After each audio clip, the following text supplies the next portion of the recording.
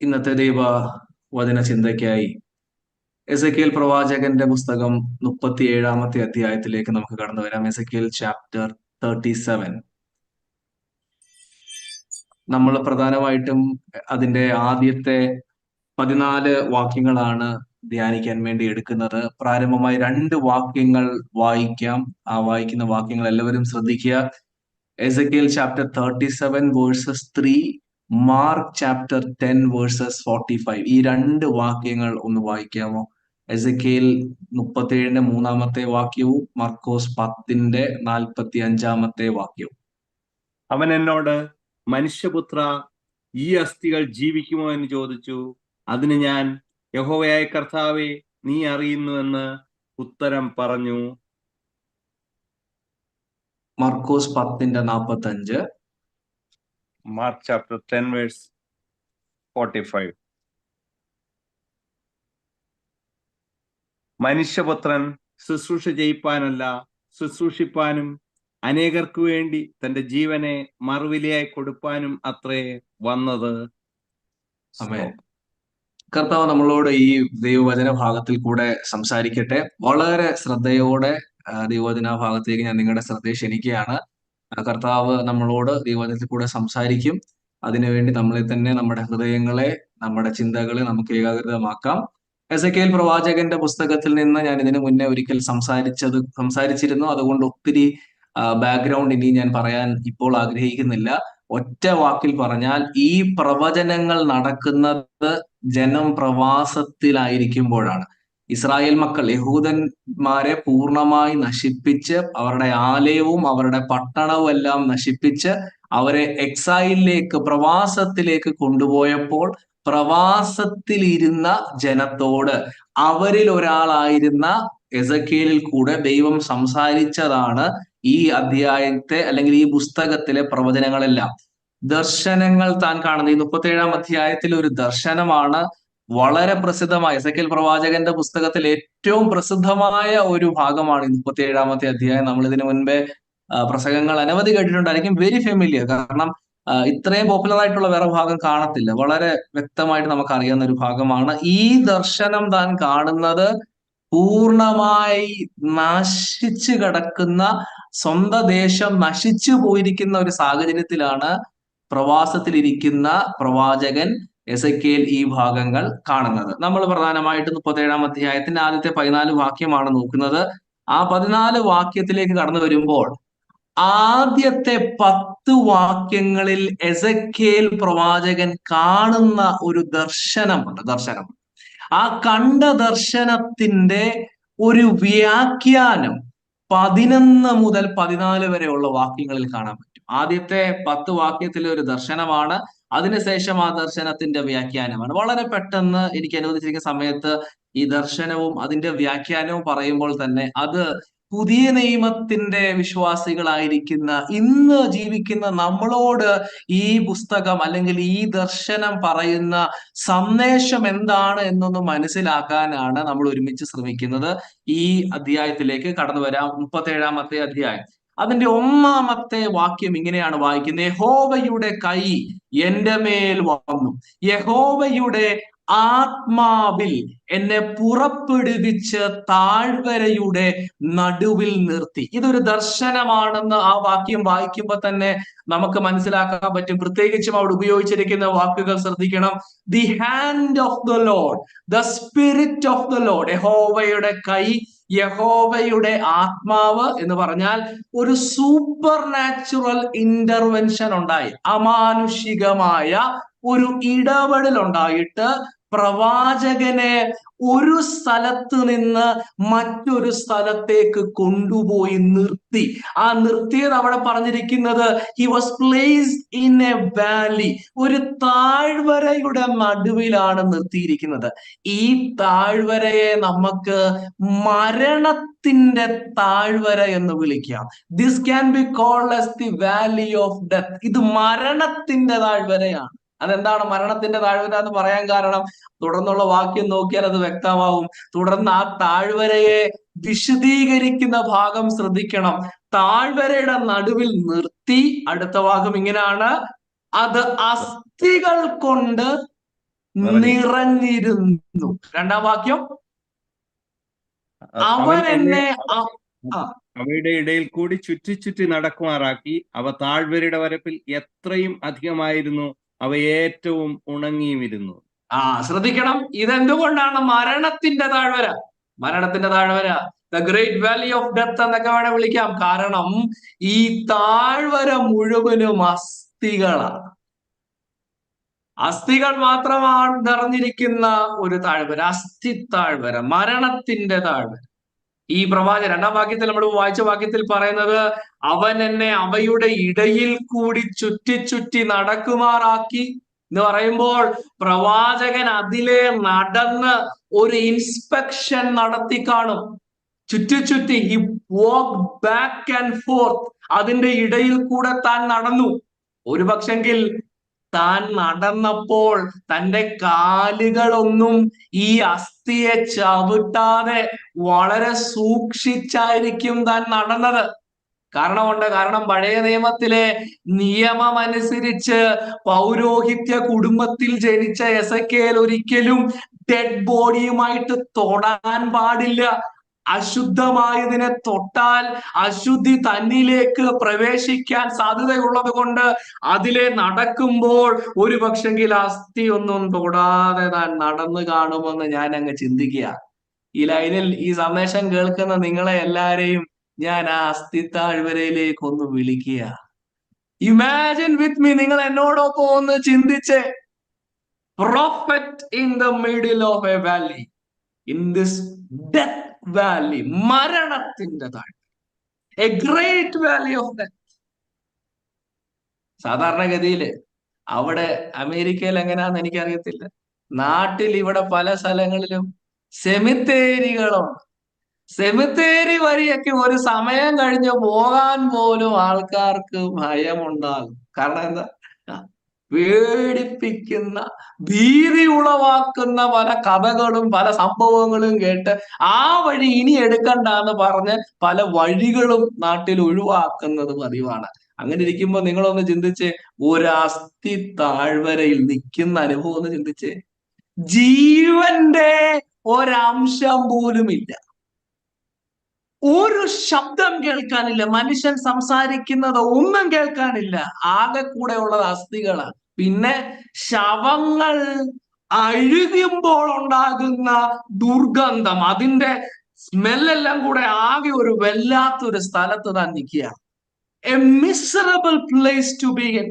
ഏറെക്കുറെ മഴിക്കാരായ ആൾക്കാരല്ല, കൈയും കാലും അനക്കുന്നവരല്ല, പൂർണ്ണമായി മരിച്ചവരെന്ന് പറയുമ്പോൾ ഈ വാക്യങ്ങൾ ഈ അധ്യായം വായിക്കുമ്പോൾ മനസ്സിലാക്കുന്ന ഒരു കാര്യമുണ്ട്. നമ്മുടെ ഈ സ്കൂളിലൊക്കെ പഠിക്കുന്ന കുഞ്ഞുങ്ങൾക്കറിയാം, സ്കൂളിൽ ഈ ബയോളജി ലാബിലൊക്കെ സ്കെലിറ്റൺ വെക്കും, സ്കെലിറ്റൽ സിസ്റ്റം, ബോൺസിന്റെ അതൊക്കെ പഠിക്കാൻ വേണ്ടി അസ്ഥികൂടം മുഴുവനായി നിർത്തി പഠിപ്പിക്കാറുണ്ട്. പക്ഷെ ഇവിടുത്തെ ഈ താഴ്വരയിലെ പ്രത്യേകത എന്താ അറിയോ?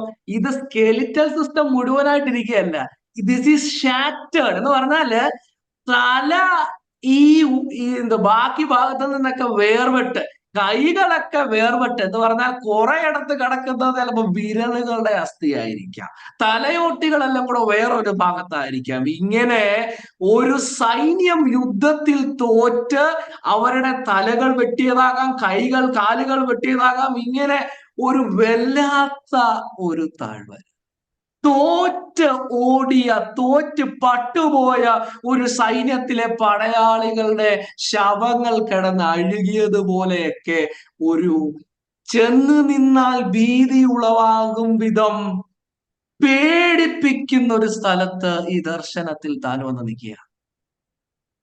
ഈ ദർശനത്തിൽ നമ്മൾ മുന്നോട്ട് പോകുന്നതിന് മുന്നേ ഈ അസ്ഥികൾ സൂചിപ്പിക്കുന്നത് ആരെയാ? പ്രവാചകനെ ദൈവം ഈ അസ്ഥി താഴ്വരയിൽ നിർത്തിയതിന്റെ ഉദ്ദേശം എന്താ? എന്നിട്ട് നമുക്ക് ബാക്കി വാക്കുകൾ നോക്കണം. What do this bone signify? ഈ അസ്ഥികൾ സൂചിപ്പിക്കുന്നത് ആരെയാണെന്ന് നമ്മൾ മനസ്സിലാക്കണം. അല്ലെങ്കിൽ ഞാൻ ഇത് പറഞ്ഞു മുന്നോട്ട് പോകുമ്പോൾ അതിന്റെ അർത്ഥം നമുക്ക് മനസ്സിലാക്കാൻ പറ്റാതെ പോകും. ഇതാരാണ് ഈ കിടക്കുന്ന അസ്ഥികൾ? ആരുടെയാണ് ഈ അസ്ഥികൾ ചിതറിപ്പോയ, പല ഭാഗത്തായി ചിന്നിച്ചിതറി കിടക്കുന്ന അസ്ഥികൾ ആരെ സൂചിപ്പിക്കുന്നത് അത് മനസ്സിലാക്കണമെങ്കിൽ ഞാൻ മുമ്പേ പറഞ്ഞ പോലെ ആ വ്യാഖ്യാനത്തിന്റെ ഭാഗത്തിലേക്ക് വരണം. ആ വ്യാഖ്യാനം പറയുന്നത് 11ാമത്തെ വാക്യം മുതലാണ്. അതിന്റെ 11ാമത്തെ വാക്യം മാത്രം ഒന്ന് വായിക്കാം, എന്നിട്ട് നമുക്ക് മടങ്ങി വരണം. 11ാമത്തെ വാക്യം ഒന്ന് നോക്കാമോ? എസെക്കിയേൽ 37:11. പിന്നെ അവൻ എന്നോട് അരുളി ചെയ്തത്, മനുഷ്യപുത്ര, ഈ അസ്ഥികൾ ഇസ്രായേൽ ഗൃഹമൊക്കെയുമാകുന്നു. ഞങ്ങളുടെ അസ്ഥികൾ ഉണങ്ങി, ഞങ്ങളുടെ പ്രത്യാശയ്ക്ക് ഭംഗം വന്നു, ഞങ്ങൾ തീരെ മുടിഞ്ഞിരിക്കുന്നുവെന്ന് അവർ പറയുന്നു. മതി. ആ വാക്യത്തിൽ വ്യക്തമാണ്. നേരിട്ട് വ്യാഖ്യാനം അവിടെ പറഞ്ഞിട്ടുണ്ട്, ഈ അസ്ഥികൾ ഇസ്രായേൽ ഗ്രഹമാകുന്നു. അർത്ഥം 37ാം അധ്യായത്തിലെ അസ്ഥിത്താഴ്വരയിലെ ദർശനം പ്രവാചകൻ ഇത് കണ്ട് ജനത്തെ അറിയിക്കുമ്പോൾ ഇത് പ്രധാനമായിട്ട് it is primarily talking about the people of Israel. എന്തു അവർക്ക് സംഭവിച്ചത്? അവരുടെ സാഹചര്യം ഞാൻ പറഞ്ഞു. അവരെ ശത്രു സൈന്യം കടന്നു വന്ന്, ബാബിലോണിയൻസ് കടന്നു വന്ന് അവരെ തകർത്ത് കളഞ്ഞൊരു കോണ്ടെക്സ്റ്റ് ഇതിന്റെ ഒന്നാമതായിട്ട് ഇത് വായിക്കുമ്പോൾ നമ്മൾ മനസ്സിലാക്കണം. ഇവരുടെ ദേശം ഇവർക്ക് നഷ്ടപ്പെട്ടു പോയി. ഇവർക്ക് ദൈവം വാഗ്ദത്തം ചെയ്ത അവരുടെ സ്വന്തം ദേശം നഷ്ടപ്പെട്ടു പോയി. അവരുടെ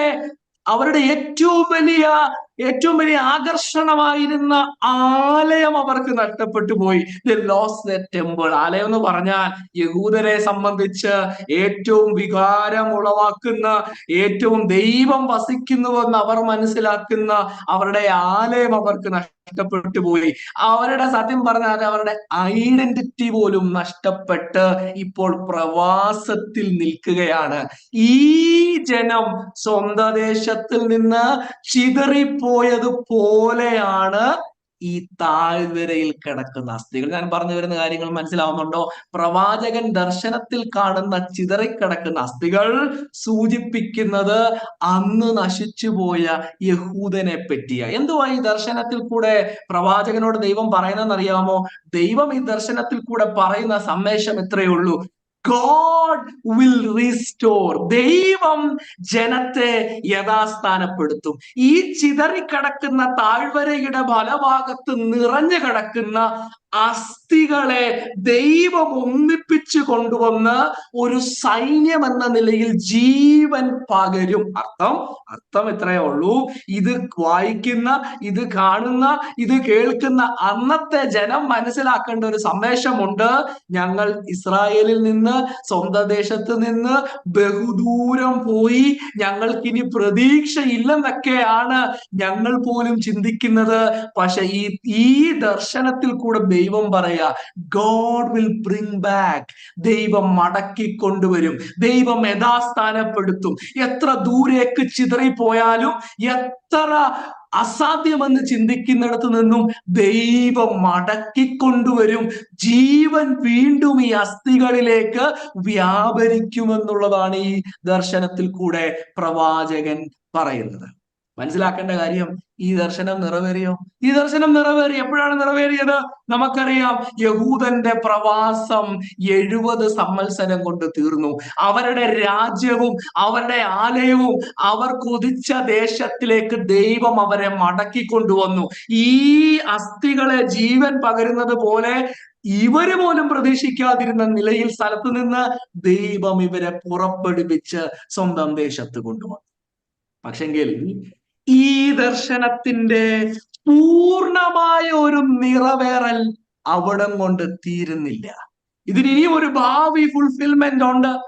എല്ലാ യഹൂദനെയും ദൈവം ഒന്നിപ്പിച്ച്, ദൈവം താൻ തന്നെ അവരുടെ രാജാവായി, ക്രിസ്തു രാജ്യം യഥാസ്ഥാനപ്പെട്ട് യെരൂശലേം തലസ്ഥാനമാക്കിക്കൊണ്ട് ജനത്തെ ഭരിക്കുന്ന ഒരു ഭാവി മില്ലീനിയം ഏജിലേക്ക് കൂടെ ചൂണ്ടിക്കാണിക്കുന്നതാണ് ഈ ദർശനത്തിന്റെ ഒരു ഫ്യൂച്ചർ ഫുൾഫിൽമെന്റ്. നമ്മൾ ഇന്നിത് പഠിക്കുമ്പോൾ, നമ്മൾ ഇന്നിത് ഒരുമിച്ച് ധ്യാനിക്കുമ്പോൾ, ഇതൊരു ഉപവാസ പ്രാർത്ഥനയാണ്. ഇത് നമ്മളോട് കർത്താവ് ഈ ഭാഗത്ത് നിന്ന് സംസാരിക്കാനുള്ള സന്ദേശം എന്താ? What is God's message to us? ഞാൻ പറഞ്ഞ കാര്യങ്ങൾ നിങ്ങളുടെ മനസ്സിലിരിക്കുമ്പോൾ ഇനി നമ്മൾ ഇതിന്റെ ഒരു പുതിയ നിയമ പശ്ചാത്തലത്തിലേക്ക് നമ്മളോട് ഈ ദർശനം എങ്ങനെയാണ് സംസാരിക്കുന്നതെന്നുള്ളത് നിങ്ങൾ ശ്രദ്ധിക്കണം. ഞാൻ പറഞ്ഞു വന്ന കാര്യം ഇത്രയേ ഉള്ളൂ. ഈ ദർശനം യഹൂദന്റെ അവസ്ഥയെ കാണിക്കുക. യഹൂദന്റെ അവസ്ഥയെ കാണിക്കുക. പക്ഷേ ഇത് യഹൂദന്റെ അവസ്ഥയെ സൂചിപ്പിച്ച ഈ ദർശനം സകല മനുഷ്യരുടെയും യഥാർത്ഥ അവസ്ഥയെ സൂചിപ്പിക്കുന്നതാണെന്ന് നമ്മൾ തിരിച്ചറിയണം. പറഞ്ഞു വരുന്നത്, the dry bones in chapter 37 is a picture of the Jews. യഹൂദന്മാരുടെ പിക്ചറാണ്. പക്ഷെങ്കിൽ അത് യഹൂദന്മാരുടെ മാത്രം പിക്ചർ അല്ല, മനുഷ്യരായി ജനിച്ച സകലരുടെയും പിക്ചർ ഇത് തന്നെയാണ്. The true state of every human can be seen in this vision. ഈ ദർശനത്തിൽ കിടക്കുന്ന, ചിതറിക്കിടക്കുന്ന അസ്ഥികൾ പോലെയാണ് സകല മനുഷ്യരുമെന്ന് നമ്മൾ തിരിച്ചറിയണം. എന്തുവാണ് ഈ ദർശനത്തിൽ കാണുന്നത്? നമുക്ക് മടങ്ങിയ 1-2 വാക്യങ്ങളിലേക്ക് കടന്നു വരാം. ചില കാര്യങ്ങൾ കൂടെ ഞാനൊന്ന് നിങ്ങളെ കാണിക്കാൻ ആഗ്രഹിക്കുക. മടങ്ങി നമ്മൾ ഈ ദർശനത്തിലേക്ക് വന്നാൽ, പ്രവാചകൻ ഈ മരണത്തിന്റെ താഴ്വരയിൽ നിൽക്കുക, കൂരിരുട്ട്, നിശബ്ദത, ഇങ്ങനെ വളരെ ഭയാനകമായ ഒരു താഴ്വരയിൽ താൻ നിൽക്കുമ്പോൾ നമ്മൾ വായിച്ചു, ചുറ്റി ചുറ്റി താൻ നടന്നു. ഈ അസ്ഥികളെ ഒന്നും ചവിട്ടാതെ അതിന്റെ ഇടയിൽ കൂടെ താൻ നടന്നിട്ട് ചില നിരീക്ഷണം താൻ വരുത്തി. He made some observations. നമ്മളത് നോക്കാൻ പോവാ. ചില കണ്ടെത്തലുകൾ താൻ നടന്നപ്പോൾ തനിക്ക് മനസ്സിലായ ചില കാര്യങ്ങളുണ്ട്. നോക്കണം. അതിന്റെ 1-ാമത്തെ വാക്യം ഒന്നുകൂടെ വായിക്കാം. 1-ാമത്തെ വാക്യം. യഹോവയുടെ കൈ എന്റെ മേൽ വന്നു, യഹോവയുടെ ആത്മാവിൽ എന്നെ പുറപ്പെടുവിച്ചു, താഴ്വരയുടെ നടുവിൽ നിർത്തി, അത് അസ്ഥികൾ കൊണ്ട് നിറഞ്ഞിരുന്നു. അവൻ എന്നെ അവയുടെ ഇടയിൽ കൂടി ചുറ്റി ചുറ്റി നടക്കുമാറാക്കി. അവ താഴ്വരയുടെ പരപ്പിൽ എത്രയും അധികമായിരുന്നു. അവ ഏറ്റവും അവിടുത്തെ ചില മതി. അവിടുത്തെ ചില വാക്യങ്ങൾ നിങ്ങളൊന്ന് ശ്രദ്ധിക്കണം. 1-2 വാക്യത്തിൽ നമ്മൾ വായിച്ചതിലെ ചില വാക്കുകൾ ഇങ്ങനെയാണ്: അത് അസ്ഥികൾ കൊണ്ട് നിറഞ്ഞിരുന്നു. 2-ാം വാക്യത്തിൽ പറയുന്നത്, അവ താഴ്വരയുടെ പരപ്പിൽ എത്രയും അധികമായിരുന്നു. Meaning full of bones, great number of bones. ഈ അസ്ഥികൾ എന്ന് പറയുമ്പോൾ, അസ്ഥികൾ കൊണ്ട് നിറഞ്ഞിരിക്കുന്ന പറഞ്ഞാൽ മുമ്പേ പറഞ്ഞ പോലെ, it is speaking about death. ഇത് മരണത്തെ പറ്റി പറയാം. ഇത് മരണത്തെ പറ്റി പറയാന്ന് പറയുമ്പോൾ ഇത് 1-2 പേരുടെ മരണമല്ല. ഒരു താഴ്വരയെ നിറയ്ക്കത്തക്കവണ്ണം ധാരാളം, എത്ര അധികമായിരുന്നു എന്നാണ് പറഞ്ഞിരിക്കുന്നത്. അർത്ഥം ഇതൊരു പക്ഷെങ്കിൽ മുമ്പേ ഞാൻ പറഞ്ഞതുപോലെ ഒരു യുദ്ധത്തിന് ശേഷം സംഭവിച്ചതുപോലെ ഈ മരണം ഒരു മാസ് ഡെത്ത് ആണ്. ഒരു രാജ്യത്തിന്റെ തന്നെ പൂർണ്ണമായ ഒരു മരണത്തെ കാണിക്കുക. ഇത് പറയുമ്പോൾ ഇത് യഹൂദന്റെ മരണമാണ് നമ്മൾ 11-ാമത്തെ വാക്യത്തിൽ വായിച്ചു. പക്ഷെങ്കിൽ ഈ 11-ാമത്തെ വാക്യത്തിലേക്ക് വരുമ്പോൾ, നമ്മൾ വായിച്ച വാക്യത്തിൽ ഇവിടെ ഇങ്ങനെയാണ്, 11-ാം വാക്യത്തിൽ ഇങ്ങനെയാണ് പറഞ്ഞത്: മനുഷ്യപുത്ര, ഈ അസ്ഥികൾ യഹൂദന്മാരാകുന്നു, ഇസ്രായേൽ മക്കളാകുന്നു. അവർ പറയുന്നു, ഞങ്ങൾ ഉണങ്ങിയിരിക്കുന്നു, ഞങ്ങളുടെ പ്രതീക്ഷകൾ അസ്തമിച്ചിരിക്കുന്നു, ഞങ്ങൾ മുടിഞ്ഞു പോയിരിക്കുന്നു എന്നൊക്കെ അവർ സംസാരിക്കുന്നുണ്ട്. അർത്ഥം ശ്രദ്ധിക്കണം. അർത്ഥം ഈ ദർശനത്തിൽ പറയുന്നത് ഇവരുടെ ഫിസിക്കൽ ഡെത്തിനെ പറ്റി മാത്രമല്ല. യുദ്ധത്തിൽ ഇവരുടെ കുറച്ചുപേര് മരിച്ചു എന്നുള്ളത് ശരിയാണ്. ബട്ട് ഇവിടെ നമുക്ക് കാണാൻ പറ്റുന്ന മറ്റൊരു ആശയമുണ്ട്. യഹൂദന്മാർ ജീവനോടെ ബാബിലോണിൽ ഇരിക്കുമ്പോൾ ഇവർ തമ്മിൽ സംസാരിക്കുന്നതാണ്, ഞങ്ങളുടെ അസ്ഥികൾ ഉണങ്ങിപ്പോയി, ഞങ്ങൾക്ക് ഇനി പ്രതീക്ഷയില്ല. അർത്ഥം, this is talking about a spiritual death. Spiritual death meaning ആത്മീകമായ മരണം. ഇങ്ങനെ ഒരു മരണം സംഭവിക്കാൻ കാരണം എന്താണ്? ഇങ്ങനെ സ്വന്തം ദേശത്ത് നിന്ന് ശത്രുവിന്റെ കയ്യിലകപ്പെട്ട് ദൂരേക്ക് പോകാനുണ്ടായ കാരണം എന്താണ്? ഇതിനു മുന്നേ നമ്മൾ ഒരിക്കൽ ധ്യാനിച്ചതാണ് 22-ാമത്തെ അധ്യായം. വാക്യം വായിക്കണ്ട, പക്ഷെ അധ്യായത്തിൽ നമ്മൾ ഒരുമിച്ച് ചിന്തിച്ച ഭാഗമുണ്ട്. വലിയ ഇടിവ് സംഭവിച്ചിരിക്കുകയാണ്. ദൈവം നോക്കി ഇവരുടെ ഇടയിൽ ആരെങ്കിലും ഉണ്ടോ ഇടിവ് നികത്തി ദൈവസന്നിധിയിൽ നിൽക്കാൻ? ആരുമില്ല. 22-ാം അധ്യായം നമ്മൾ അന്നൊരിക്കൽ ഓടിച്ചത് നോക്കിയതാണ്. 22-ാം അധ്യായത്തിൽ ദൈവം അക്കമിട്ട് അവരുടെ പാപങ്ങളുടെ ഒരു ലിസ്റ്റ് നിരത്തുക. എന്തിനാ ഇത് പറയുന്നത്? ഇങ്ങനെ മരണം സംഭവിക്കാൻ കാരണം, ഇങ്ങനെ നാശം ദേശത്ത് കടന്നു വരാൻ കാരണം പാപമാണ്. ഇവർ ചെയ്ത കൽപ്പനയുടെ ലംഘനം നിമിത്തം ഇവർക്ക് സ്വന്തം നാട് വിട്ട് പ്രവാസത്തിലേക്ക് പോകേണ്ടി വന്നു. ഇസ്രായേലിന്റെ ചരിത്രം അവിടെ വെച്ചിട്ട് നാം മുമ്പേ പറഞ്ഞ കാര്യത്തിലേക്ക് കടന്നു വരാം. ധാരാളമായി ചിതറിക്കിടക്കുന്ന അസ്ഥികൾ യഹൂദനെ സൂചിപ്പിക്കുമ്പോൾ തന്നെ ഈ ധാരാളമായി ചിതറിക്കിടക്കുന്ന അസ്ഥികൾ സൂചിപ്പിക്കുന്നത് it is denoting the whole mankind. കാരണം ബൈബിളിന്റെ അടിസ്ഥാനത്തിൽ പറഞ്ഞാൽ സുവിശേഷത്തിൽ വിശ്വസിക്കാത്ത സകല മനുഷ്യരുടെയും അവസ്ഥ ഇത് തന്നെയാണ്. Every unbeliever is just like this dead and dry bone. ജീവനില്ലാത്ത ഉണങ്ങിയ അസ്ഥികൾ പോലെയാണെന്നല്ലേ ബൈബിൾ പറയുന്നത്. എന്നെ കേൾക്കുന്നവരിലെല്ലാം വിശ്വാസികളായിരിക്കാം. അല്ല, ഒരു പക്ഷെങ്കിൽ ഇത് പിന്നീട് സുവിശേഷത്തിൽ വിശ്വസിക്കാത്തവരായിട്ട് ആരെങ്കിലും കേട്ടാൽ, that is the picture Bible gives. Bible പറയുന്നു. വാക്യങ്ങൾ പലതുണ്ട് പുതിയ നിയമത്തിൽ. പ്രത്യേകിച്ച് നമുക്ക് വളരെ സുപരിചിതമായ ഒരു വാക്യമാണ് എഫേസ്യ ലേഖനത്തിൽ 2-ാം അധ്യായം നമ്മൾ എപ്പോഴും കോട്ട് ചെയ്യുന്ന ഒരു വാക്യമുണ്ട്. എഫേസ്യ ലേഖനം 2-ന്റെ 1-ാമത്തെ വാക്യം എങ്ങനെയാണ്? അതിക്രമങ്ങളാൽ, വായിച്ചോ. അതിക്രമങ്ങളാലും പാപങ്ങളാലും മരിച്ചവരായിരുന്നു നിങ്ങളെയും അവൻ ഉയർപ്പിച്ചു. അവയിൽ നിങ്ങൾ മുമ്പേ ഈ ലോകത്തിന്റെ കാലഗതിയെയും ആകാശത്തിലെ അധികാരത്തിനും അനുസരണക്കേടിന്റെ മക്കളിൽ ഇപ്പോൾ വ്യാപരിക്കുന്ന ആത്മാവിനും അധിപതിയായവനെ അനുസരിച്ച് നടന്നു. അവരുടെ ഇടയിൽ നാം എല്ലാവരും മുമ്പേ നമ്മുടെ ജഡമോഹങ്ങൾ നടന്ന് ജഡത്തിനും മനോവികാരങ്ങൾക്കും ഇഷ്ടമായത് ചെയ്തുകൊണ്ട് മറ്റുള്ളവരെ പോലെ പ്രകൃതിയാൽ കോപത്തിന്റെ മക്കൾ ആയിരുന്നു.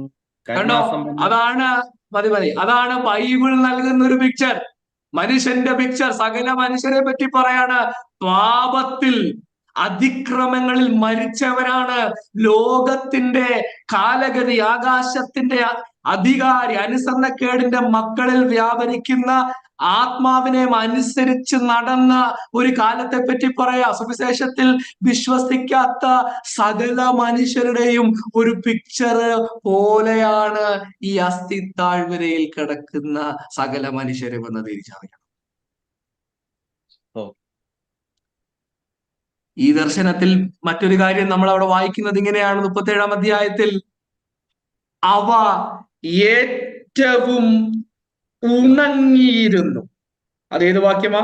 2-ാമത്തെ വാക്യം. 2-ാമത്തെ വാക്യത്തിൽ പറയുന്നത് ഇങ്ങനെയാണ്, അവ ഏറ്റവും ഉണങ്ങിയിരുന്നു. ആദ്യം പറഞ്ഞത് നിറഞ്ഞിരുന്നു എന്ന് പറയുമ്പോൾ it is showing A mass death. വളരെ അധികം ജനം ഒരുമിച്ച് മരിച്ചു എന്നുള്ളതിന്റെ ഒരു സൂചന. രണ്ടാമതായിട്ട് പറയുന്നത് അവ ഏറ്റവും ഉണങ്ങിയിരുന്നു എന്ന് പറയുമ്പോൾ അതിന്റെ അർത്ഥം ഈ മരിച്ച ആൾക്കാർക്ക് ഒരു ശരിയായ ശവസംസ്കാരം ലഭിച്ചിട്ടില്ല. These dead people were denied burial. അവർക്കൊരു ശവസംസ്കാരം കിട്ടിയിട്ടില്ല. ഒരു യുദ്ധം ചെയ്തു, ഒരു സൈന്യം തോറ്റവരുടെ ശവങ്ങൾ അവിടെ ചിതറിക്കിടക്കുക. അവരെ കുഴിച്ചിടാൻ പോലും ആരുമില്ല. ഒരു യഹൂദനെ സംബന്ധിച്ചിടത്തോളം ഈ ദർശനത്തിൽ അവ ഏറ്റവും ഉണങ്ങിയിരിക്കുന്നു എന്നൊക്കെ വായിക്കുമ്പോൾ അവർ മനസ്സിലാക്കുന്ന ചില യാഥാർത്ഥ്യങ്ങളുണ്ട്. ഒരു യഹൂദനെ സംബന്ധിച്ചിടത്തോളം ശരിയായ മരണത്തിന് ശേഷം ആ ശവശരീരം കഴുകി പൊതിഞ്ഞ് മാന്യമായ ഒരു അടക്കം ലഭിക്കാതെ പോയാൽ ഇറ്റ് ഈസ് വെരി ഷേംഫുൾ. വളരെ അപമാനവും വളരെ ലജ്ജാകരമായ ഒരു കാര്യമാണ്. They were denied that. ഈ അസ്ഥികൾക്ക് ശരിയായ അടക്കം ലഭിച്ചിരുന്നില്ല. സത്യത്തിൽ നമ്മളിപ്പോ മുമ്പ് ചിന്തിച്ചതിന്റെ വെളിച്ചത്തിൽ പറഞ്ഞാൽ പാപത്തിൽ പുളയുന്ന മനുഷ്യന്റെ സാഹചര്യം അങ്ങനെ തന്നെയാണ്. ഈ ലോകത്തിലേക്ക് നോക്കിയാൽ ഇവിടെ വളരെ മാന്യമായിട്ടൊക്കെ മാന്യന്മാരുടെ വേഷമൊക്കെ കെട്ടി നടക്കുന്ന സകല മനുഷ്യരും ഒരു ദിവസം ലജ്ജിച്ചു പോകുന്നൊരു ദിവസം വരും, ഇല്ലേ? ദൈവത്തിന്റെ മുമ്പിൽ നിൽക്കുന്ന ഒരു ദിവസത്തെ പറ്റി പറയുന്നില്ലേ? ഇന്നിപ്പോ ഇതിപ്പം നമ്മൾ അവിശ്വാസികളുടെ അവരുടെ അവസ്ഥയെ പറ്റി പറയുമ്പോൾ അക്സെപ്റ്റ് ചെയ്യുന്നവർ ദൈവം പ്രവർത്തിച്ചാൽ മാത്രമേ അക്സെപ്റ്റ് ചെയ്തുള്ളൂ. പക്ഷെ പൊതുവെ നമ്മൾ നോക്കിക്കഴിഞ്ഞാൽ വളരെ മാന്യന്മാരായി, വളരെ ഖേമന്മാരായി, വളരെ ഉന്നതന്മാരായിട്ടൊക്കെ ജീവിക്കുന്ന പലരും ബൈബിൾ പറയുന്ന അനുസരിച്ച് ദൈവത്തിന്റെ മുമ്പിൽ നിൽക്കുന്ന ഒരു ദിവസത്തിൽ ലജ്ജിച്ചു പോകുന്ന അവസ്ഥയിലേക്ക് പോകത്തില്ലേ? ഹല്ലേലൂയ. ഈ അസ്ഥി താഴ്വരയിലെ ചിതറിക്കിടക്കുന്ന അസ്ഥികൾ ഒത്തിരി പേരുടെ മരണത്തെ സൂചിപ്പിക്കുക. പ്രോപ്പറായിട്ടുള്ള ഒരു അടക്കം പോലും ലഭിക്കാത്ത ഒരു മരണത്തെ പറ്റി സൂചിപ്പിക്കുക. വളരെ ഉണങ്ങിയിരിക്കുന്നതൊക്കെ പറയുമ്പോൾ അസ്ഥികൾ വളരെ ഉണങ്ങിയിരിക്കുന്ന പറയുന്നത്. അതിന്റെ അർത്ഥം നിങ്ങൾ തന്നെ ഒന്ന് ചിന്തിക്കണം. മരിച്ചു വീണത് ശവങ്ങളായിട്ടായിരിക്കും. These were dead bodies. പക്ഷെ ഇത് വർഷങ്ങളായി ഈ മാംസമെല്ലാം ഡീകമ്പോസ് ആയി അതിന് ശേഷമുള്ള റിമെയിൻസ് ആണ് ഈ ബോൺ. ആ ബോൺ വളരെയധികം നാൾ അങ്ങനെ കിടന്ന് ഉണങ്ങിയിരിക്കുന്ന ഒരു സാഹചര്യം. അതാണ് ഈ 1-2 വാക്യങ്ങൾ നമ്മൾ കാണുന്നത്. അതിനുശേഷമാണ് നമ്മൾ ഇന്ന് കുറിവാക്യമായിട്ട് എടുത്ത വാക്യം. എന്തുവാണ് കുറിവാക്യമായിട്ട് നമ്മൾ എടുത്തത്? 3-ാമത്തെ വാക്യമാണ്. 3-ാമത്തെ വാക്യത്തിലെ ചോദ്യം എല്ലാവരും ഇനിയും ഒന്ന് വായിക്കുന്നത് ശ്രദ്ധിക്കുക. 3-ാമത്തെ വാക്യം. അവൻ എന്നോട്, മനുഷ്യപുത്ര, ഈ അസ്ഥികൾ ജീവിക്കുമോ എന്ന് ചോദിച്ചു. അന്ന് ഞാൻ, മനുഷ്യപുത്ര, ഈ അസ്ഥികൾ ജീവിക്കുമോ? ഞാൻ ഈ പറഞ്ഞതിന്റെ വെളിച്ചത്തിൽ നിങ്ങൾ ഇനി ഒന്ന് ചിന്തിച്ചേ. എസെക്കിയേലിനോട് ചോദിച്ച ചോദ്യം ഞാൻ ഇവിടെ ഇരിക്കുന്ന നിങ്ങളോട് ചോദിക്കുകയാണ്. ഈ അസ്ഥികൾ ജീവിക്കുമോ? ഒരർത്ഥത്തിൽ പറഞ്ഞാൽ ഈ ചോദ്യത്തിന് എന്തെങ്കിലും പ്രസക്തി ഉണ്ടോ? This question seems ridiculous. Is it not? ഇത് കേവലം ഈ അടുത്തിടെ മരിച്ചവരല്ല, മരിച്ചിട്ട് വർഷങ്ങളായി കാണും. ഇവരുടെ ഫ്ലഷ് പോയി, റിമൈനിങ് ആയിരിക്കുന്ന ബോൺ പൂർണ്ണമായിട്ട് ഉണങ്ങി, പൂർണ്ണമായി ചിതറിക്കിടക്കുന്നതാണ്. Extremely dry, no hope at all. ഒരു സാധ്യതയുമില്ല. പക്ഷെ ദൈവം ഒരു സാധ്യതയുമില്ലാത്ത ഈ താഴ്വരയിൽ കൊണ്ടു നിർത്തി ചോദിക്കുന്ന ചോദ്യം, മനുഷ്യപുത്ര, സാധ്യതയുണ്ടോ? ഈ അസ്ഥികൾ ജീവിക്കുമോ? പ്രവാചകൻ പറഞ്ഞ മറുപടി, sovereign lord, you alone know. നിനക്ക് മാത്രം അറിയാം. ഈ നിനക്ക് മാത്രം അറിയാമെന്ന് പറയുന്നതിന്റെ കാരണം എന്താ? ഈ പ്രവാചകൻ എന്തോ അറിയാം. Humanly looking and assessing the situation. താൻ മുൻപും പിൻപും അതിലെ ചുറ്റി നടന്ന് അതിന്റെ സംഖ്യയും അതിന്റെ നമ്പരും അതിന്റെ ഉണങ്ങിയതിന്റെ ആ ഇന്റൻസിറ്റി ഒക്കെ നോക്കിയിട്ട് പ്രവാചകന് മനസ്സിലായി ഇതിന് സാധ്യതയില്ല. പക്ഷെ he is confusing, lord you know എന്ന് പറഞ്ഞാൽ, you know what he saying? He is confusing his helplessness and also the helplessness of these bones. തന്റെ നിസ്സഹായതയും ഈ അസ്ഥികളുടെ നിസ്സഹായതയും താൻ ഏറ്റുപറയുകയാണ്. Lord you no. എന്തുവാ കാണണേന്ന് അറിയാമോ? ഈ ദർശനത്തിലെ ആദ്യത്തെ 3 വാക്യങ്ങളിൽ നമ്മൾ കാണുന്നത് എന്താണെന്നറിയാമോ? It is showing the absolute helplessness of humanity. മനുഷ്യന്റെ സമ്പൂർണ്ണ നിസ്സഹായത. അസ്ഥികൾ തമ്മിൽ പറയുന്ന ഭാഗം നമ്മൾ വായിച്ചതാണ്. പ്രത്യാശയ്ക്ക് ഭംഗം വന്നു, മുടിഞ്ഞിരിക്കുന്നു, ഏറെക്കുറെ ഉണങ്ങി നശിച്ചിരിക്കുന്നു. There is no hope, there is no hope. ഞാനിത് പറയുമ്പോൾ നമ്മൾ നമ്മുടെ പാസ്റ്റ് ഒന്ന് ചിന്തിക്കണം. സുവിശേഷത്തിൽ വിശ്വസിക്കുന്നതിന് മുന്നേ പാപത്തിൽ തോന്നിയ വഴിക്കൊക്കെ ജീവിച്ച്, സ്വന്തം ഇഷ്ടപ്രകാരമൊക്കെ ജീവിച്ച് നശിച്ചു പോകേണ്ട സ്ഥാനത്ത് നിന്ന്, നമുക്ക് പോലും നമ്മളെ രക്ഷിക്കാൻ കഴിയാതിരുന്ന, ടോട്ടൽ ഹെൽപ്ലെസ് ആയിരുന്ന ഒരു സാഹചര്യത്തിൽ നിന്ന് രക്ഷിച്ചൊരു ദൈവ പ്രവൃത്തിയില്ലേ? എത്രയോ കുടുംബങ്ങൾ, എത്രയോ വ്യക്തികൾ നശിച്ച് ഈ അസ്ഥികൾ പോലെ without the gospel hopeless and helpless സാധിക്കാതിരുന്ന ഒരു സ്ഥലം. അതാണ് ഈ താഴ്വര കാണിക്കുന്നത്. മനുഷ്യന്റെ നിസ്സഹായത, മനുഷ്യന്റെ പ്രവൃത്തി കൊണ്ടോ തീരുമാനങ്ങൾ കൊണ്ടോ മനുഷ്യനെ നശിപ്പിക്കുന്ന പാപത്തിന്റെ ആസക്തിയിൽ നിന്ന് പുറത്തു വരാൻ സാധിക്കത്തില്ല. സകല മനുഷ്യന്റെ ഒരു പ്രതിനിധിയായിട്ടാണ് ഈ എസെക്കിയേലിന്റെ confession, Lord you alone know, നിനക്ക് മാത്രമേ അറിയത്തുള്ളൂ. പക്ഷെ സന്തോഷ വാർത്ത എന്താണെന്നറിയോ? That is where the good news, that is where the gospel we need to understand. എന്താണ് ഈ ചോദ്യം ദൈവം ചോദിച്ചതിന്റെ അർത്ഥം? ഇത്രയുമേ ഉള്ളൂ. When God is asking this question, it means God wishes to bring these bones to life again. ദൈവത്തിന് ഈ അസ്ഥികളെ ജീവനിലേക്ക് കൊണ്ടുവരാൻ ആഗ്രഹമുള്ളത് കൊണ്ടാണ് ദൈവം ഈ ചോദ്യം ചോദിച്ചത്. How is it possible? ആർക്ക് ജീവനിലേക്ക് കൊണ്ടുവരാൻ കഴിയും? ആർക്ക് കൊണ്ടുവരാൻ കഴിയും? ദൈവം ആദ്യത്തെ ചോദ്യം ഇടുന്നത് പ്രവാചകനോട് തന്നെ. പ്രൊഫറ്റ് എസെക്കിയേൽ, മനുഷ്യപുത്ര, സാധിക്കുമോ? Can you ഈ അസ്ഥികൾ ജീവനിലേക്ക് മടങ്ങി വരുമോ? പ്രവാചകൻ പറഞ്ഞു, നോ, ഇറ്റ് വോണ്ട്. നമ്മൾ രണ്ടാമതായിട്ട് വായിച്ച ഒരു വാക്യം ഞാൻ ഇതിനോട് ചേർത്ത് വെക്കുക. പുതിയ നിയമത്തിൽ മർക്കോസ് 10:45 വാക്യം ഇങ്ങനെയാണ് നമ്മൾ വായിച്ചത്: മനുഷ്യപുത്രൻ ശുശ്രൂഷ ചെയ്യിപ്പാനല്ല, ശുശ്രൂഷിപ്പാനും. അടുത്ത ഭാഗം ശ്രദ്ധിക്കുക: അനേകർക്കു വേണ്ടി തന്റെ ജീവനെ മറുവിലയായി കൊടുപ്പാനും അത്രേ വന്നത്. ഇവിടെ വേറൊരു മനുഷ്യപുത്രനെ പറ്റി പറയാം. ഇതാരെ പറ്റിയാണ്? It is talking about Jesus Christ. പഴയ നിയമത്തിൽ മനുഷ്യപുത്ര എന്ന് വിളിച്ചുകൊണ്ട് ദൈവം ചോദിച്ച എസെക്കിയേൽ പ്രവാചകന് കഴിയത്തില്ല. He was just a son of man. പക്ഷെ പുതിയ നിയമത്തിൽ നമ്മൾ മറ്റൊരു മനുഷ്യപുത്രനെ കാണുക. We see here the son of man. അതാരാണ്? ദൈവപുത്രനായിരുന്നവൻ, മനുഷ്യപുത്രനായി ഇറങ്ങി വന്നിട്ട് ഈ താഴ്വരയിൽ ചിതറിക്കിടക്കുന്ന പ്രതീക്ഷയറ്റുപോയ ഈ അസ്ഥികളിൽ ജീവൻ പകരാൻ സ്വർഗത്തിൽ നിന്ന് ഇറങ്ങി വന്ന ദൈവപുത്രൻ മനുഷ്യപുത്രനായതാണ് സുവിശേഷത്തിന്റെ സന്ദേശം.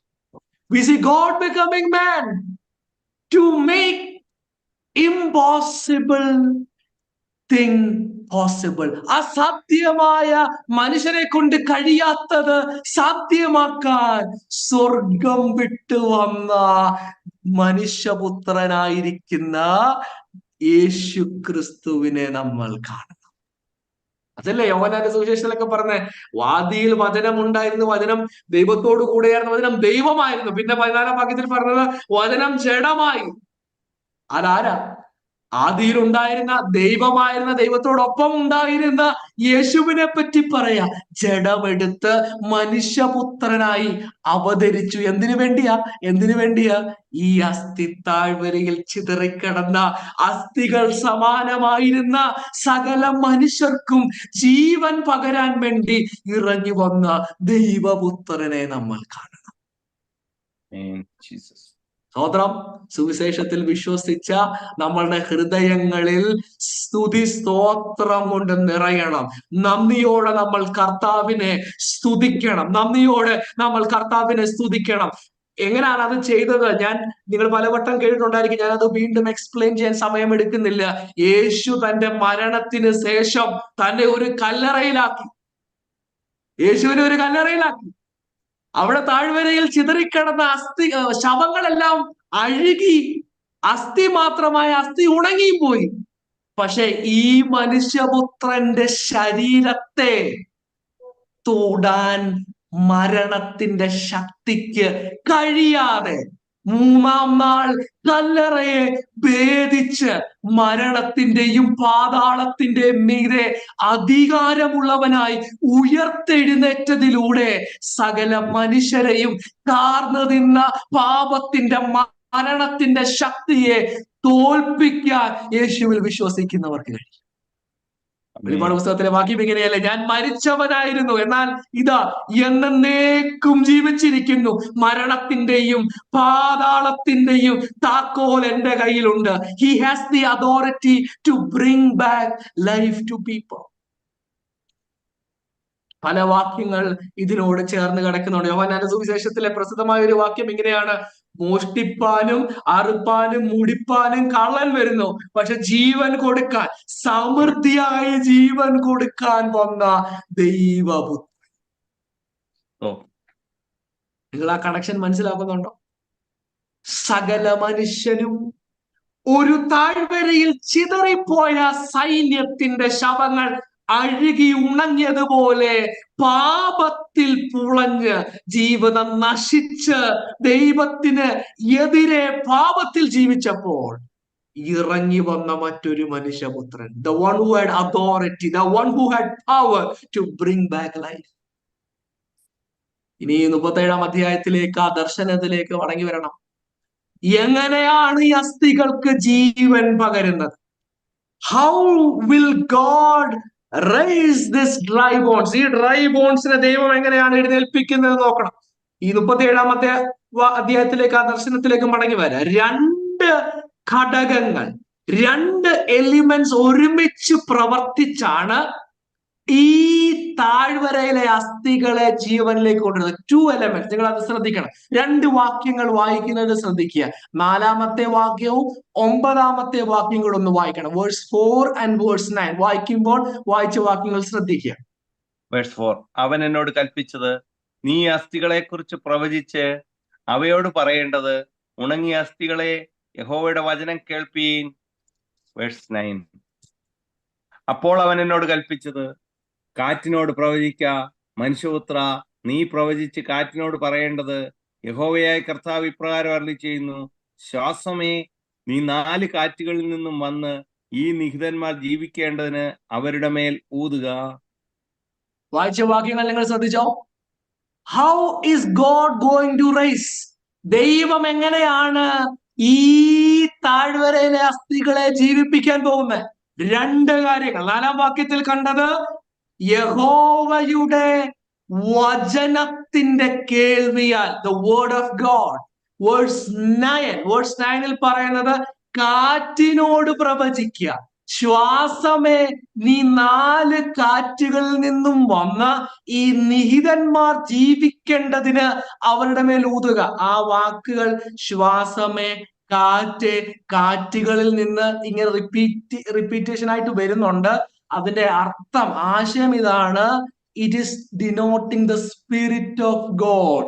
ദൈവത്തിന്റെ ആത്മാവിനെ സൂചിപ്പിക്കുകയാണ്. അർത്ഥം, ഈ കിടക്കുന്ന അസ്ഥികൾ ജീവിക്കാൻ 2 കാര്യങ്ങൾ ഒന്നിച്ചു വരണം. എന്തൊക്കെയാണ്? the word of God, the word of God and the spirit of God must come together so that this dry bones will live. ഇനി നിങ്ങൾ എന്നോടൊപ്പം ഒന്ന് ചിന്തിച്ച് 4-ാം വാക്യം. നീ അസ്ഥികളെ കുറിച്ച് പ്രവചിച്ച് അവരോട് പറയേണ്ടത്, ഉണങ്ങിയ അസ്ഥിയെ, യഹോവയുടെ വചനം കേൾപ്പീൻ. നിങ്ങളെല്ലാരും എന്നോടൊപ്പം ഉണ്ടോ? നമ്മളെല്ലാം അസ്ഥി താഴ്വരയിലാണെന്ന് മറക്കല്ലേ. അസ്ഥി താഴ്വരയിൽ നിൽക്കുവാണെങ്കിൽ നമ്മളോടൊരു ദൈവാലോചന എന്തുവാ? അസ്ഥികളോട് പറ, വചനം കേൾക്കാൻ. കേൾക്കാൻ പറ്റുമോ അസ്ഥികൾക്ക്? Is it not a foolish thing to do? ഇത് മണ്ടത്തരമല്ലേ? ചെവിയില്ല. ശവങ്ങളാണെങ്കിൽ ഓക്കെ, അറ്റ്ലീസ്റ്റ് ചെവി കണ്ടോണ്ടേലും പ്രവചിക്കാന്ന് പറയാം, അസ്ഥി ഇത് കേൾക്കാൻ പറയാൻ. പക്ഷെ ഒന്നുമില്ല, ഒരു കേൾക്കാനുള്ള ഒന്നുമില്ലെന്ന് എങ്ങനെ ഇത് കേൾക്കുന്നത്? ഒന്ന് പറഞ്ഞ സെമിത്തേരി പോയിട്ട് പ്രസംഗിക്കാൻ. ഞാനിത് നേരത്തെ പ്രസംഗിച്ചപ്പോഴും എടുത്ത് പറഞ്ഞൊരു കാര്യമുണ്ട്. ഞങ്ങൾ ഈ സെമിനാരി പഠിക്കുന്ന സമയത്ത് ഞങ്ങളുടെ ഇംഗ്ലീഷ് ടീച്ചർ പറയുന്ന ഒരു കാര്യം ഉണ്ടായിരുന്നു. അപ്പൊ ഈ പബ്ലിക് സ്പീക്കിംഗ്, ഇംഗ്ലീഷിൽ പ്രസംഗിക്കുകയൊക്കെ വേണ്ട ഒരു സാഹചര്യം ആയതുകൊണ്ട് പിള്ളേർക്ക് ലാംഗ്വേജ് ഡെവലപ്പ് ചെയ്യാനും പരസ്യമായി പ്രസംഗിക്കാനുള്ള ആ പേടിയൊക്കെ മാറാൻ വേണ്ടി ഞങ്ങളുടെ ടീച്ചർ പറഞ്ഞൊരു ട്രിക്ക് ഉണ്ട്. ഞാനിവിടെ കോട്ടയം സെമിനാറിലാണ് പഠിച്ച നാട്ടിൽ. അപ്പൊ കോട്ടയം സെമിനാറിൽ ഈ ചാപ്പലിന്റെ പുറകിൽ കണ്ടമുണ്ട്. അപ്പൊ പുള്ളിക്കാരത്തി പറയും, ചാപ്പൽ സർവീസിന് നിങ്ങൾ നേരത്തെ വന്ന് ആ ചാപ്പലിന്റെ പുറകിലോട്ട് പോയി നിന്ന് ഈ കണ്ടത്തിലേക്ക് നോക്കി പ്രസംഗിച്ചാൽ മതി. ഉറക്കെ അങ്ങ് പ്രസംഗിക്കുക. കുറെ ആൾക്കാരുണ്ടെന്ന് സങ്കല്പിച്ച് പ്രസംഗിക്കുക. അങ്ങനെ പ്രസംഗിക്കുമ്പോൾ കണ്ടത്തിലുള്ള ആരും മാനസാന്തരപ്പെടത്തില്ല, പക്ഷെ നിങ്ങളുടെ ലാംഗ്വേജ് ഇമ്പ്രൂവ് ചെയ്യും. ഞാനിത് വായിച്ചപ്പോ പെട്ടെന്ന് എനിക്ക് അത് ഓർമ്മ വന്നേ. ഈ പ്രവാചകനോട് അസ്ഥി താഴ്വരയിൽ പ്രവചിക്കാൻ പറഞ്ഞാൽ അസ്ഥി താഴ്വരയിൽ വചനം കേൾക്കാൻ അസ്ഥികൾക്ക് കഴിയുമോ? പക്ഷേ പ്രവാചകൻ അത് ചെയ്തു. പ്രവാചകൻ അത് ചെയ്തു. ദൈവം തന്നോട് പറഞ്ഞതുപോലെ ഹിഡിൻ. ഉണങ്ങിയ അസ്ഥികളെ, യഹോവയുടെ വചനം കേൾപ്പിൻ. 7-ാം വാക്യം ഇങ്ങനെയാണ്, എന്നോട് കൽപ്പിച്ചതുപോലെ ഞാൻ പ്രവചിച്ചു. ആരോട്? ഈ അസ്ഥി താഴ്വരയിലെ അസ്ഥികളോട് പറയാ, listen to the word of God. ഇത് പറഞ്ഞപ്പോൾ എന്ത് സംഭവിച്ചു? വലിയ മുഴക്കമുണ്ടായി, ഭൂകമ്പമുണ്ടായി, അസ്ഥി അസ്ഥിയോട് വന്നു ചേർന്നു. കേൾക്കുന്നുണ്ടോ? കേൾക്കുന്നുണ്ടോ? ഞാൻ പറഞ്ഞു വരുന്നത് എന്താണെന്നറിയാമോ? ഞാൻ പറഞ്ഞു വരുന്നത്, സകല മനുഷ്യരും അസ്ഥികൾ പോലെ പാപത്തിൽ പുളഞ്ഞ ജീവിതം നശിപ്പിക്കുമ്പോൾ നമ്മളുടെ മേലുള്ള ദൗത്യം ഇത് പ്രസംഗിക്കുക എന്നുള്ളതാ. ഈ പ്രസംഗത്തിൽ സുവിശേഷത്തിന്റെ കേൾവിൽ അത്ഭുതം നടക്കും. എന്തോ അത്ഭുതം? ഡെഡ് സിനസ്, മരിച്ചു കിടക്കുന്ന പാപികൾ ജീവനിലേക്ക് വരും. ജീവനിലേക്ക് വരും. അതിനോടൊപ്പം തന്നെ പറഞ്ഞിരിക്കുന്നത് ഇങ്ങനെയാണ്, എന്നോട് കൽപ്പിച്ചതുപോലെ ഞാൻ പ്രവചിച്ചു. ഞാൻ പ്രവചിച്ചു കൊണ്ടിരിക്കുമ്പോൾ മുഴക്കമുണ്ടായി, ഉടനെ ഭൂകമ്പമുണ്ടായി, അസ്ഥി അസ്ഥിയോട് വന്നു ചേർന്നു. പക്ഷെങ്കിൽ ശ്വാസം അവയിലില്ലായിരുന്നു. പ്രസംഗം കഴിഞ്ഞപ്പോൾ അസ്ഥികളെല്ലാം വന്ന് ഒന്നിച്ചു കൂടി. പക്ഷെ പ്രവാചകൻ വീണ്ടും നോക്കിയപ്പോൾ ജീവനില്ല, ജീവനില്ല. അപ്പോൾ ദൈവം പറഞ്ഞത് എന്താണ്? നീ കാറ്റിനോട് പ്രവചിക്കുക. നീ കാറ്റിനോട് പ്രവചിച്ച് വന്നൂതുക. ശ്വാസമേ, 4 കാറ്റുകളിൽ നിന്നും വന്ന് നിഹിതന്മാർ ജീവിക്കേണ്ടതിന് അവരുടെ മേൽ ഊതുക. ഇങ്ങനെ താൻ പ്രവചിച്ചപ്പോൾ ശ്വാസം അവരിൽ വന്നു. രണ്ടാമതായിട്ട് കാണുന്നത് എന്താണെന്നറിയാമോ? 2 things, 2 കാര്യം. ഒന്ന്, വചനത്തിന്റെ പ്രസംഗം.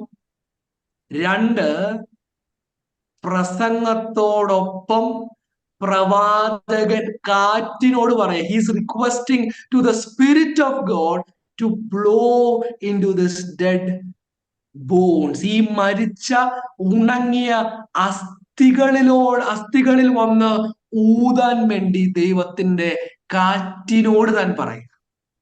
ഇത് രണ്ടും കഴിയുമ്പോൾ എന്തോ സംഭവിക്കുന്നത്? ആ 10-ാമത്തെ വാക്യം ഒന്ന് നോക്കിക്കോ. 10-ാമത്തെ വാക്യം, അവൻ എന്നോട് കൽപ്പിച്ചതുപോലെ ഞാൻ പ്രവചിച്ചപ്പോൾ ശ്വാസം അവരിൽ വന്നു, അവർ ജീവിച്ച് ഏറ്റവും വലിയ സൈന്യമായി നിവർന്നു നിന്നു. ഈ 2 കാര്യങ്ങൾ, ദൈവത്തിന്റെ വചനവും ദൈവാത്മാവും ഒന്നിച്ച് ആ താഴ്വരയിൽ പ്രവർത്തിച്ചപ്പോൾ ആത്മീക മരണം സംഭവിച്ച ചിതറിപ്പോയത് ജീവനിലേക്ക് വരിക. അതാണ് സുവിശേഷത്തിൽ സംഭവിക്കേണ്ടത്. അതാണ് നമ്മുടെ ജീവിതത്തിൽ സംഭവിച്ചത്. സുവിശേഷത്തോട് പ്രതികരിക്കാൻ കാരണമായത് എങ്ങനെയാണ്? സുവിശേഷത്തിന്റെ കേൾവി പലരും കേട്ടവരുടെ കൂട്ടത്തിൽ നമ്മളും കേട്ടതായിരിക്കാം. പക്ഷെ നമുക്ക് പ്രതികരിക്കാൻ കാരണമായത് നമ്മുടെ മേൽ ഊതിയ ഒരു ദൈവാത്മാവിന്റെ പ്രവൃത്തിയുണ്ട്. ഈ അസ്ഥി താഴ്വരയിലെ അസ്ഥികൾ ഒരു സൈന്യമായി മാറി. ഞാൻ ഇനി തുടർന്ന് പറയുന്ന കാര്യങ്ങൾ I want to connect it to missions. ഞാൻ സാധാരണ എല്ലാ തവണയും ചെയ്യുന്ന പോലെ തന്നെ ഈ ഉപവാസ പ്രാർത്ഥനയുടെ 3-ാമത്തെ ദിവസത്തിൽ കർത്താവിനോട് നമ്മളോട് പറയാനുള്ള ചില ചിന്തകൾ കൂടി ഞാൻ പറയാൻ ആഗ്രഹിക്കുകയാണ്. ഈ ഉണങ്ങിയ അസ്ഥികൾ ജീവൻ പ്രാപിക്കാൻ കാരണമായ 2 കാര്യങ്ങൾ, വചനവും ആത്മാവും. ഈ 2 കാര്യങ്ങൾ തന്നെയാണ് ജീവൻ നിലനിർത്താനും സഹായകരമാകുന്നത്. ഫേമസ് ആയിട്ടുള്ള ഒരു പ്രസംഗിയാണ് ചാൾസ് സ്പർജൻ പറഞ്ഞ ഒരു കോട്ട് ഇങ്ങനെയാണ്: decayed churches can most certainly be revived by the preaching of the word, accompanied by the coming of the heavenly breath from the four winds. അർത്ഥം, നമ്മൾ സുവിശേഷത്തിന്റെ കേൾവിയിൽ ജീവൻ പ്രാപിച്ചു, ദൈവസഭയുടെ ഭാഗമായി. നമ്മുടെ വിശ്വാസ ജീവിതത്തിനും ആത്മീക ജീവൻ നിലനിർത്താൻ നമ്മളിൽ വ്യാപരിക്കേണ്ടത് the spirit and the word must work together. ഇതൊരു ബാലൻസ് ആണ് എന്ന് പറഞ്ഞാൽ, ചിലർക്ക് സ്പിരിറ്റ് ആണെന്ന് പറഞ്ഞ് ഒരു ഇമോഷണൽ വൈകാരികമായ ഒരു എക്സ്റ്റസിയും ആ ഒരു നിലയിലുള്ള മാനിഫെസ്റ്റേഷൻസ് ആണെന്നൊക്കെ പറഞ്ഞ് അങ്ങനെ ഒരു കൂട്ടം. ഓൺ ദി അതർ സൈഡ് കേവലം അക്കാഡമിക്കൽ നോളജിന് വേണ്ടി കുറെ കാര്യങ്ങൾ പറയുന്നത് മാത്രമാണെന്ന് ചിന്തിക്കുക. പക്ഷെ ഈ ദർശനത്തിൽ അസ്ഥികൾക്ക് ജീവൻ ഉണ്ടായത് എങ്ങനെയാണ്? It is the preaching of the word. Yes, വചനം പ്രസംഗിക്കണം, of course it is through the preaching. ഈ പ്രീച്ചിങ് ചെയ്യുമ്പോൾ തന്നെ നമ്മൾ പ്രാർത്ഥിക്കേണ്ട ഒരു പ്രാർത്ഥനയുണ്ട്. എന്തുവാണ്? ഈ കേൾക്കുന്നതും ഈ പ്രസംഗിക്കപ്പെടുന്നതൊക്കെ നമ്മുടെ ജീവിതത്തിൽ വെളിപ്പെടണമെങ്കിൽ ദൈവാത്മാവിന്റെ സഹായം ആവശ്യമാണ്. The spirit must come into us. നമ്മളിലേക്ക് ആത്മാവിന്റെ കാറ്റൂതി ജയകരമായ ഒരു ജീവിതത്തിന് നമ്മളെ പരിശുദ്ധാത്മാവ് പ്രേരിപ്പിക്കണം. ഇത് പറയുമ്പോൾ just think about it for A moment. ഞാനിത് ചർച്ചിന്റെ അല്ലെങ്കിൽ വ്യക്തിപരമായ നമ്മുടെ മിഷൻസിനോട് ഇത് കമ്പയർ ചെയ്ത് ചിന്തിച്ചാൽ, ഈ എസെക്കിയേൽ എന്ന് പറയുന്ന പ്രവാചകൻ താഴ്വരയിൽ ഒറ്റയ്ക്ക് നിൽക്കുന്നത് പോലെയാണ് as individuals we on this earth. അല്ലേ? നമ്മളുടെ ചുറ്റും നമ്മളുടെ സമൂഹം, നമ്മൾ ഇന്ററാക്ട് ചെയ്യുന്ന എത്രയോ പേർക്ക് ഇതേപോലെയാണ്. ഫോർ എക്സാമ്പിൾ, ഞാൻ ഒരു വാക്യം ഒന്ന് വായിക്കാം. എസെക്കിയേൽ പ്രവാചകന്റെ തന്നെ പുസ്തകം 2-ാമത്തെ അധ്യായത്തിലേക്ക് ഒന്ന് വരാം. 2-ാമത്തെ അധ്യായത്തിന്റെ 1-ാം വാക്യം ഒന്ന് നോക്കി. Ezekiel chapter 2 versus 1. അവൻ എന്നോട്, മനുഷ്യപുത്ര, നിവർന്നു നിൽക്ക, ഞാൻ നിന്നോട് സംസാരിക്കൂ എന്ന് കൽപ്പിച്ചു. അവൻ എന്നോട് സംസാരിച്ചപ്പോൾ ആത്മാവ് എന്നിൽ വന്ന് എന്നെ നിവർന്ന് നിൽക്കുമാറാക്കി. കേട്ടോ? ആ വാക്യം നിങ്ങളൊന്ന് ശ്രദ്ധിക്കണം. എന്തോ അവിടെ സംഭവം അറിയാം? ഈ 37-ാം അധ്യായത്തിൽ പ്രവാചകൻ താഴ്വരയിൽ നിൽക്കാൻ കാരണം, പ്രവാചകൻ ഒരു അനുഭവം ഉണ്ടായി. ഇനി പറഞ്ഞാൽ എല്ലാവരും ശ്രദ്ധിക്കണം. പ്രവാചകനുടെ അനുഭവം എന്തുവാ? ദൈവത്തിന്റെ വചനം കേൾക്കേണ്ടതിന് ആത്മാവ് തന്നിൽ വന്ന് തന്നെ എഴുന്നേൽപ്പിച്ച് നിർത്തി. ആ അനുഭവം ഉണ്ടായ പ്രവാചകനാണ് ഇന്നൊരു താഴ്വരയിൽ നിൽക്കുന്നത് 37-ാം അധ്യായത്തിൽ. എന്നിട്ട് തനിക്കുണ്ടായ അതേ അനുഭവം അനേകർക്കുണ്ടാകാൻ വേണ്ടി പ്രവചിച്ച് പ്രാർത്ഥിക്കുന്നതാണ് സത്യത്തിൽ 37-ാം അധ്യായത്തിലെ ദർശനം. അങ്ങനെയാണെങ്കിൽ നമുക്ക് ഉണ്ടാകേണ്ട മൂന്ന് കാര്യങ്ങൾ ഞാൻ പറഞ്ഞ എന്റെ വാക്കുകൾ അവസാനിപ്പിക്കാൻ. 3 things. First is, we must see the lostness of the people around us. നമ്മുടെ ചുറ്റുമുള്ള ജനത്തിന്റെ നിസ്സഹായത കാണാൻ നമ്മുടെ കണ്ണുകൾ ഈ ഉപവാസ പ്രാർത്ഥനയിൽ കർത്താവ് തുറക്കണം. അത് മാനുഷികമായി സാധ്യമല്ല. എസെക്കിയേൽ പ്രവാചകന്റെ പുസ്തകം നമ്മളിപ്പോ വായിച്ച അധ്യായത്തിന്റെ 1-ാമത്തെ വാക്യം തന്നെ ഓർമ്മയില്ലേ? യഹോവയുടെ കൈ എന്റെ മേൽ വന്ന് യഹോവയുടെ ആത്മാവിനാൽ എന്നെ ഒരിടത്തേക്ക് കൊണ്ടുപോയി. അർത്ഥം, ദ റിയൽ സ്റ്റേറ്റ്, നമ്മളായിരിക്കുന്ന നമ്മുടെ ചുറ്റുമുള്ള ജനത്തിന്റെ യഥാർത്ഥ അവസ്ഥ കാണാൻ കർത്താവിന്റെ ആത്മാവിന്റെ ഒരു ഇടപെടൽ നമുക്ക് ആവശ്യമാണ്. We need an supernatural intervention to see the true state of the people around us. കർത്താവ് തന്നെ എസെക്കിയേലിനെ ആ താഴ്വരയിൽ കൂടെ നടത്തിയതുപോലെ ദൈവത്തിന്റെ ആത്മാവ് നമ്മളെ ജനത്തിന്റെ ശൂന്യ അവസ്ഥ, പാപത്തിൽ പുളയുന്ന ജനത്തിന്റെ അവസ്ഥയെ കാണാൻ കർത്താവ് നമ്മുടെ കണ്ണുകളെ തുറക്കണം. നിങ്ങൾ പാർക്കുന്ന ദേശത്ത്, ഞാൻ പാർക്കുന്ന സ്ഥലത്ത്, ഞാൻ ഇന്ററാക്ട് ചെയ്യുന്ന ജനം, എന്റെ ചുറ്റുമുള്ളവർ, അവരവരുടെ ജോലി ചെയ്യുന്നുണ്ടായിരിക്കും, വളരെ സന്തോഷത്തോടെ, അല്ലെങ്കിൽ വളരെ ഉന്നതമായ പഠിത്തമുള്ളവരായിരിക്കാം, വളരെ സാമ്പത്തികമുള്ളവരായിരിക്കാം. പക്ഷെ ഇന്ന് നമ്മൾ ചിന്തിച്ചതിന്റെ അടിസ്ഥാനത്തിൽ പറഞ്ഞാൽ, if they do not know the gospel, if they haven't believed in the gospel, what is their state? They are spiritually dead, and the Lord must open our eyes to see their dead state. ഈ ഉപവാസ പ്രാർത്ഥനയുടെ 3-ാമത്തെ ദിവസത്തിൽ കർത്താവിനോട് നമുക്ക് ഈ പ്രാർത്ഥന ഒന്ന് പ്രാർത്ഥിക്കാൻ പറ്റുമോ? Lord, give me the vision to see the lostness of the city I live in. ഞാൻ പാർക്കുന്ന ഈ പട്ടണത്തിലെ ജനത്തിന്റെ തകർച്ച കാണാനുള്ള ഒരു ദർശനം എനിക്ക് നൽകണമേ. യൗവനക്കാർ പാപത്തിൽ പുളയുന്നത്, കുടുംബങ്ങൾ തകർന്നു പോകുന്നത്, വിശ്വാസി സമൂഹങ്ങളിൽ പോലും പാപത്താൽ പിടിക്കപ്പെട്ട അനേകം. കർത്താവ് നമ്മളെ ഓരോ ദേശത്താക്കുന്നത് ദൈവത്തിന്റെ ഉദ്ദേശത്തോടെയാണ്.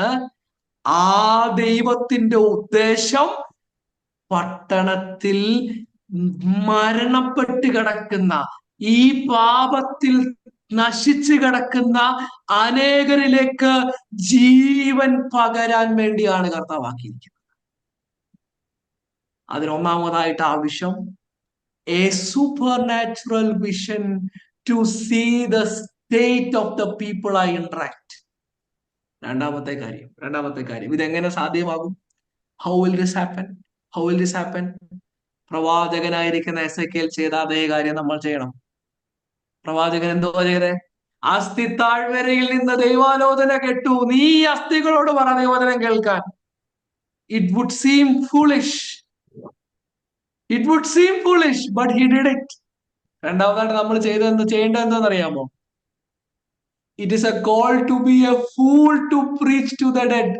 മരിച്ചു കിടക്കുന്നവരോട് പ്രസംഗിക്കാൻ I must be a fool. കാരണം ഈ പുതിയ നിയമത്തിൽ പല വാക്യങ്ങൾ ഞാൻ പറഞ്ഞു പോകാം. ഗുരുതലേഖനത്തിലേക്ക് വാക്യങ്ങൾ ഇങ്ങനെയാണ്: it please God by the foolishness of preaching to save those who believe. പ്രസംഗത്തിന്റെ പോഷത്വത്താൽ ദൈവത്തിന് ജനത്തെ വിടുവിക്കാൻ പ്രസാദം തോന്നി. ഗോഡ് സേവ് ദ പീപ്പിൾ എന്ന് പറഞ്ഞാല് നശിച്ചു പോകുന്നവർക്ക് ഇത് പോഷത്വമാണ്. ക്രൂശിന്റെ വചനം, ക്രൂശിൽ തറയ്ക്കപ്പെട്ട, ക്രൂശിൽ മരിച്ച് ഈ സന്ദേശം ജനത്തെ ജീവിപ്പിക്കും എന്നൊക്കെ പറയുമ്പോൾ ടു ദോസ് ഹു പെരിഷ്, നശിച്ചു പോകുന്നവർക്ക് അത് പോഷത്വമാണ്. പക്ഷെ നമ്മൾ പ്രസംഗിക്കാൻ തയ്യാറായാൽ, നമ്മൾ സുവിശേഷം പങ്കുവെക്കാൻ തയ്യാറായാൽ ദൈവത്തിന്റെ ശക്തിയായി അത് മാറുകയാണ്. അർത്ഥം, ഈ അസ്ഥിത്താഴ്വരയിൽ ദൈവം എന്നെയും നിങ്ങളെയും നിർത്തിയിരിക്കുന്നത് to preach the gospel, സുവിശേഷം പങ്കുവെക്കുക. പുതിയൊരു മാസം നാളെ കർത്താവ് നമുക്ക് നൽകിയാൽ സുവിശേഷം പറയുന്നവരായി തീരണം. ഇല്ല, അവര് സുവിശേഷം ഉൾക്കൊള്ളത്തില്ല, അവൻ ഒരിക്കലും രക്ഷപ്പെടത്തില്ല. ആ കുടുംബത്തിന് ഇതിന്റെ ഒന്നും ആവശ്യമില്ലെന്ന് നമ്മൾ ഒരാളെയും എഴുതി തള്ളേണ്ട കാര്യമില്ല.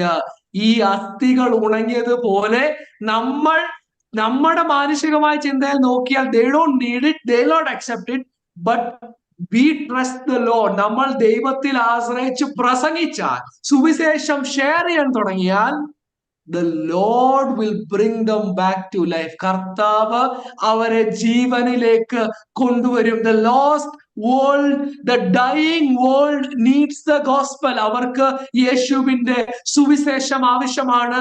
സുവിശേഷത്തിന് മാത്രമേ ജീവൻ കൊണ്ടുവരാൻ കഴിയത്തുള്ളൂ. നമ്മൾ അത് അനുഭവിച്ചെങ്കിൽ നമ്മൾ ഇത് പങ്കുവെക്കുന്നവരായി തീരണം. ഈ പ്രവാചകൻ ചെയ്തതുപോലെ, you preach to the bones, you preach to those who seem not responding. ആവർത്തിച്ച് പറഞ്ഞിട്ടും പ്രതികരിക്കുന്നില്ലെന്ന് തോന്നുന്നവരോടും പറയാൻ മടിക്കാതെ ഈ സന്ദേശം കൈമാറുന്നവരായി തീരണം. മൂന്നാമത്തെ കാര്യം കൂടെ പറഞ്ഞാൽ എന്റെ വാക്കുകൾ അവസാനിപ്പിക്കാം. മൂന്നാമതായിട്ട് ചെയ്യേണ്ടത് എന്താണെന്ന് അറിയാമോ? മൂന്നാമത്തെ കാര്യം അതിന്റെ 9-ാമത്തെ വാക്യം ഒന്നുകൂടെ വായിക്കാം. 37-ന്റെ 9-ാമത്തെ വാക്യം ഒന്ന് വായിക്കാമോ? അപ്പോൾ അവൻ എന്നോട് കൽപ്പിച്ചത്, കാറ്റിനോട് പ്രവചിക്ക, മനുഷ്യപുത്ര, നീ പ്രവചിച്ച് കാറ്റിനോട് പറയേണ്ടത്, യഹോവയായ കർത്താവ് ഇപ്രകാരം അരുളിച്ചെയ്യുന്നു, ശ്വാസമേ, നീ 4 കാറ്റുകളിൽ വന്ന് ഈ നിഹിതന്മാർ ജീവിക്കേണ്ടതിന് അവരുടെ മേൽ ഊതുക. മൂന്നാമതായിട്ട് ചെയ്തത് എന്താ പറയാ ഇവിടെ? ഈ പ്രവാചകൻ വചനം പ്രസംഗിക്കാന്ന് പറയുക മാത്രമല്ല, വചനം പ്രസംഗിച്ചു. അതിനോടൊപ്പം ചെയ്തത് നമുക്ക് മനസ്സിലാകാൻ ഇതിൽ പറഞ്ഞാൽ, we must be willing to kneel down in this valley of death and pray. ഈ അസ്ഥിത്താഴ്വരയിൽ മുട്ടുകുത്തി പ്രാർത്ഥിക്കാൻ നമ്മൾ തയ്യാറാകണം. എന്തിനു വേണ്ടിയാണെന്ന് അറിയാമോ? ഞാൻ സുവിശേഷം പങ്കുവച്ച, ഞാൻ പ്രസംഗിച്ച ഈ അസ്ഥികൾ ജീവിക്കണമെന്നുണ്ടെങ്കിൽ ഉയരത്തിൽ നിന്നൊരാത്മാവിന്റെ പ്രവൃത്തി ഉണ്ടായെങ്കിലേ, ചലനമുണ്ടായെങ്കിലേ, ആത്മാവ് ഈ നിഹിതന്മാരുടെ മേൽ ഊതിയെങ്കിൽ മാത്രമേ അവർക്ക് ജീവൻ ഉണ്ടാകത്തുള്ളൂ. The third thing is, we must be willing to kneel down and pray that the Lord will send His Spirit. ഈ അസ്ഥികളുടെ മേൽ ദൈവം തന്റെ ആത്മാവിനെ അയച്ച് ജീവൻ പകരുമെന്നുള്ള പ്രതീക്ഷയോടെ പ്രാർത്ഥിക്കാൻ നമ്മൾ തയ്യാറാണ്. 10-ാം വാക്യം ഒന്നും കൂടെ വായിച്ച് ഞാൻ എന്റെ സന്ദേശത്തെ അവസാനിപ്പിക്കാം. In response to the preaching, പ്രസംഗത്തിന്റെയും പ്രാർത്ഥനയുടെയും മറുപടിയായിട്ട് ദൈവം ഒരു അത്ഭുതം പ്രവർത്തിച്ചതാണ് 10-ാമത്തെ വാക്യം. നോക്കിക്കേ 10-ാമത്തെ വാക്യം. അവൻ എന്നോട് കൽപ്പിച്ചതുപോലെ ഞാൻ പ്രവചിച്ചപ്പോൾ ശ്വാസം അവരിൽ വന്നു, അവർ ജീവിച്ച് ഏറ്റവും വലിയ സൈന്യമായി നിവർന്നു നിന്നു. പ്രവാചകൻ ദൈവം പറഞ്ഞതനുസരിച്ച് he preached, he prayed for the Spirit to come down and fill this slain men.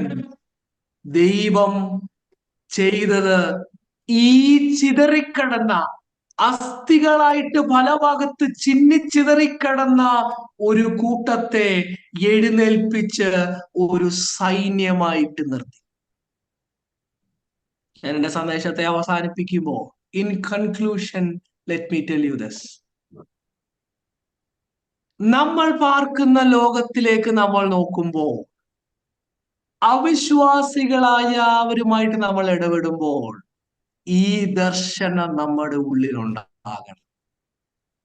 This picture of this great valley should be in our mind.